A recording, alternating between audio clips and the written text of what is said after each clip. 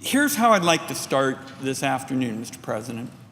The distinguished chairman of the committee is absolutely correct in saying that cybersecurity is a very substantial problem. My constituents know a lot about that because one of our prominent employers, SolarWorld, a major manufacturer in renewable energy, was hacked by the Chinese simply because this employer was trying to protect its rights under trade law. In fact, our government indicted the People's Liberation Army for their hacking in to this major Oregon employer. So, no question that cybersecurity is a major problem. Second, there is no question in my mind that information sharing can be very valuable in a number of instances. If you know, for example, someone's associated with hackers, malware, this sort of thing, of course it is important to promote that kind of sharing. Where the difference of opinion is I believe this bill is badly flawed because it doesn't pass the test of showing that when you share information, you've got to have robust privacy standards, or else millions of Americans are going to look up and they're going to say that's really not cybersecurity. They're going to say it's a surveillance bill. So that's what the difference of opinion is. And now let me turn to how I have been trying to improve the legislation. I'm going to speak for a few minutes on my amendment, number 2621, to the bill that we've been discussing that's now pending in the Senate. Obviously, anybody who's been watching the debate on this cybersecurity bill has seen what you'd have to call a spirited exchange of views. Senators are debating the substance of the legislation, and as I just indicated to Chairman Burr, indicated to Ranking Minority Member Senator Feinstein, there is agreement on a wide variety of points and issues. Both supporters and opponents of the bill agree that sharing information about cybersecurity threats, samples of malware, information about malicious hackers, all of this makes sense, and you ought to try to promote more of it. And both supporters and opponents now agree that giving corporations immunity from customer lawsuits isn't going to stop sophisticated attacks like the OPM personnel records breach. And I'm very glad that there's been agreement on that point recently, Mr. President, because I know that proponents of the bill for some time said that their legislation would stop hacks like that took place at OPM when technologists reviewed it. That was clearly not the case, and the claim has been withdrawn that somehow this bill would prevent hacks like we saw at OPM. The difference of opinion between supporters and opponents of the bill who do agree on a variety of these issues, the big differences of opinion surround the likely privacy impact of the bill. Supporters have essentially argued that the benefits of this bill, particularly now that they've withdrawn the claim that this would help against an OPM attack, they've said the bill's benefits perhaps are limited, but every little bit helps, so there's no downside to them to just pass the bill. Makes sense, pass the bill, and no downside. Opponents of the bill, who grow in number virtually every day, have been arguing that the bill is likely to have a significant negative impact on the personal privacy of a large number of Americans, and that this greatly outweighs the limited security benefits. If an information sharing bill doesn't include adequate privacy protections, I'm telling you, Mr. President and colleagues, I think those proponents are going to have people wake up and say, I really don't see this as a cybersecurity bill, but it really looks to me like a surveillance bill by another name. Now, I imagine, colleagues who have been, following this and looking at the bill are trying to sort through this discussion between proponents and opponents, and to help clarify the debate, I would like to get into the text of the bill for just a minute.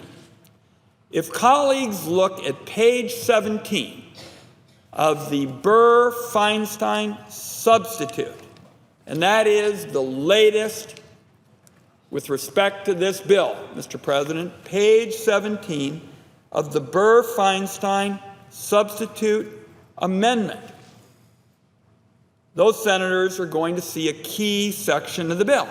This is the section that discusses the removal of personal information when data is shared with the government. The section says very clearly that in order to get immunity from a lawsuit, a private company has to review the data they would provide and remove any information that the company knows is personal information unrelated to a cybersecurity threat.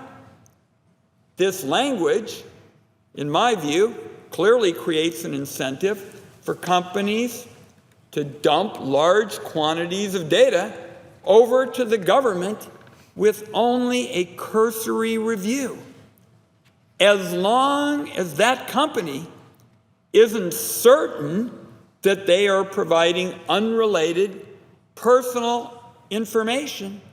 That company gets immunity from lawsuits. Some companies may choose to be more careful than that, but this legislation and the latest version, the Burr-Feinstein substitute amendment, would not require it. This bill says, with respect to personal data, when in doubt, you can hand it over. My amendment, 2621, is an alternative. It's very simple. It's less than a page long. It would amend this section that I have just described to say that when companies review the data that they provide, they ought to, quote, remove to the extent feasible any personal information or identifying a specific individual that is not necessary to describe or identify a cybersecurity threat. So the alternative that I am offering, Mr. President, gives companies a real responsibility to filter out unrelated personal information before that company hands over large volumes of personal data about customers and our people to the government. Now, the sponsors of the bill have said that they believe that companies should only give the government information that's necessary for cybersecurity and should remove unrelated personal information. I agree with them. But for reasons that I've just described, I would say respectfully that the current version of this legislation does not accomplish that goal. And that's why I believe that the amendment I've offered is so important. So for an example of how this might work in practice, imagine that a health insurance company finds out that millions of its customers' records have been stolen. If that company has any evidence about who the hackers were or how they stole this information, of course it makes sense to share that information with the government. But that company shouldn't simply say, here you go, and hand millions of its customers' financial and medical records over for distribution to a broad array of government agencies. The records of the victims of a hack should not be treated the same way that information about the hacker is treated. Companies should be required to make a reasonable effort to remove personal information that is not needed for cybersecurity before they hand information over to the government. That's what my amendment seeks to achieve. That's not what is in the substitute amendment. I would say to colleagues, furthermore, that if you hear the sponsors of the substitute saying that this bill's privacy protections are strong, and you have heard me making the case that they really don't have any meaningful teeth, they're too weak, don't just take my word for it. Listen to all of the leading technology companies that have come out against the current version of this legislation. These companies know about the importance of protecting both cybersecurity and individual privacy. And the reason they know, Mr. President, and this is the case in Pennsylvania and Oregon and everywhere else, these companies have to manage the challenge every single day. Every single day, companies in Pennsylvania and Oregon have to make sure that they're protecting both cybersecurity and individual privacy. And those companies, they know that customer confidence is their lifeblood, and that the only way to ensure customer confidence is to convince customers that if your product is going to be used, their information will be protected, both from malicious hackers and from unnecessary collection by their government. I'd also like to note, Mr. President, that there's another reason why it's important to get the privacy protections that I'm offering in my amendment done at this time. The companies that I've just described are competing on a global playing field. These companies have to deal with the impression that U.S. laws do not adequately protect their customers' information. Right now, these companies that are located in Pennsylvania, in Oregon, right now these companies are dealing with the fallout of a decision by a European court to strike down the safe harbor data agreement between the United States and the European Union. The court's ruling was based on the argument that U.S. laws, in their present form, do not adequately protect customer data. Now, I strongly disagree with this ruling. At the same time, I'd like to say to colleagues, my colleague, the President of the Senate, he and I have worked closely on international trade as members of the Finance Committee. I'd say to colleagues who are following this international trade question and the question of the European Union striking down the safe harbor for our privacy laws, in my view, this bill is likely to make things even more difficult for American companies who are trying to get access to those customers in Europe. To give just a sampling of the leading companies that have come out against the CISA legislation, let me just briefly call the roll. There's the Apple company. They have millions and millions of customers. They know a great deal about what we've got to do to deal with malicious hackers and protect privacy. Dropbox, Twitter, Salesforce, Yelp, Reddit, the Wikimedia Foundation. And I'd point to the strong statement by the Computer and Communications Industry Association.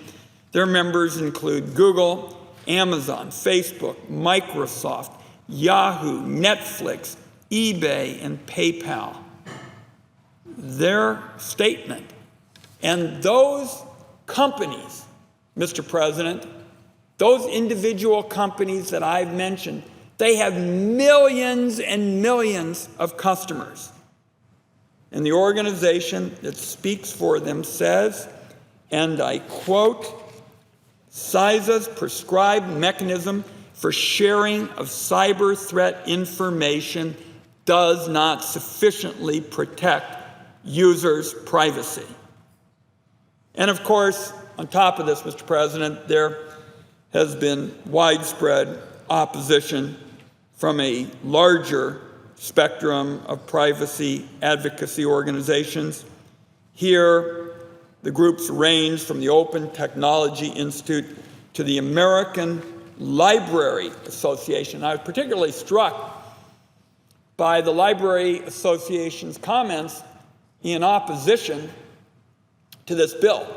I think they said, and this is really paraphrasing, Mr. President, I think the Library Association leadership said something like, when the Library Association opposes legislation that the authors say will promote information sharing, they indicated there was a little something more to it than what the sponsors are claiming.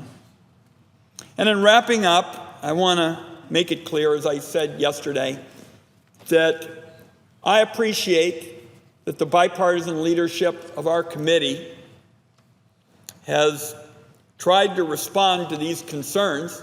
I mean, they know that these large companies with expertise in collecting data and promoting cyber security, they've all come out against the bill. I heard talk about privacy protections. Mr. President, I don't know of a single organization that is looked to by either side of the aisle, Democrats and Republicans, for expertise in privacy that has come out in favor of the bill. So the sponsors of this legislation and the authors of the substitute amendment, which I have tried to describe at length here this afternoon, the sponsors of the amendment to allow for a substitute, they're correct in saying that they have made some changes, but those changes do not go to the core of the bill. For example, the amendment that I've described, which would really, in my view, fix this bill by ensuring that there was a significant effort to filter out unrelated personal and private information that was sent to the government under the bill. So I hope senators will listen to what the groups and the companies that have expertise in this field have said, and I hope senators on both sides of the aisle will support the amendments that I and others have offered. The Senate needs to do better than to produce a bill with minimal effects on the security of Americans and significant downside for their privacy and their liberties. With that, Mr. President, I yield the floor.